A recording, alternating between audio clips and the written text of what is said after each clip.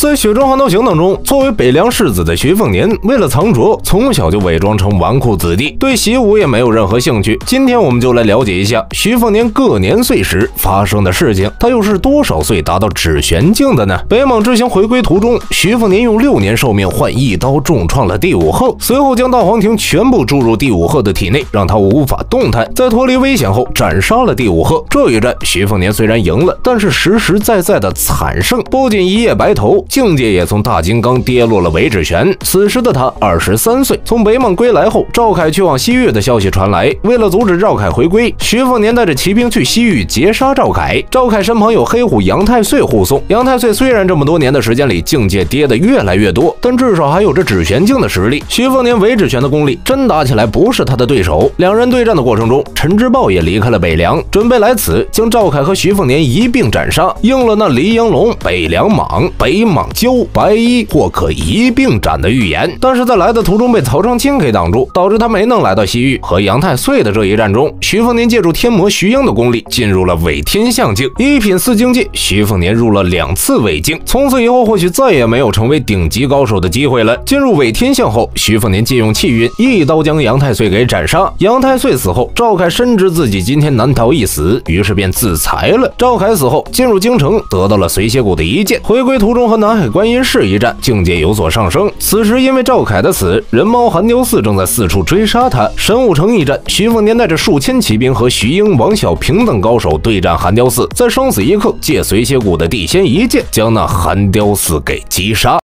在《雪中悍刀行》当中，徐凤年为了藏拙，从小就是纨绔子弟。那么他又是多少岁登上北凉王之位的呢？击杀了人猫寒雕寺后，徐凤年学会了他的红蛇附龙之术，一手剥皮之术堪称人猫第2。解除危机后，徐凤年去到春神湖，在春神湖上遇到了龙虎山初代祖师转世的赵宁神。赵宁神和徐凤年一战，将龙虎山初代祖师的法相给请了下来，而徐凤年则是请自己的前世真武大帝下界。下界后的真武大帝一脚将龙虎山初代祖师法相给踏碎。赵宁神重生，龙虎山的天师府当中，龙池气运莲也跟着枯萎殆尽。春神湖一战结束，徐凤年准备回归北凉，沿途受到了北莽刺客的追杀。除此之外，黎阳王朝也派出了柳宗师和东岳剑池的宋念钦来截杀徐凤年。洛阳出手保护徐凤年，这个过程中硬接下了宋念钦死前的地仙一剑，被柳宗师趁机重伤。关键时刻，洛阳将自身的修为灌输到徐凤年的体内，徐凤年觉醒了前世大秦皇帝的记忆，恢复前世的实力，一拳将柳宗师重伤。随后和赶来的王仙芝对了一拳，将他击退1000丈。解决危机后，将修为还给了洛阳，但这一送一还，耗去了洛阳2成功力。回归北凉后，黎阳福襄元年，曹长钦带着江泥复国西楚，徐骁则是带着徐凤年检阅北凉铁骑。在孝武大悦结束后不久，徐骁去世，24岁的徐凤年正式继承北凉王的位置，成为了那新北凉王。在和徐彦兵交谈的过程中，徐凤年有所感悟，境界有所突破，隐隐的要突破那陆地神仙境界。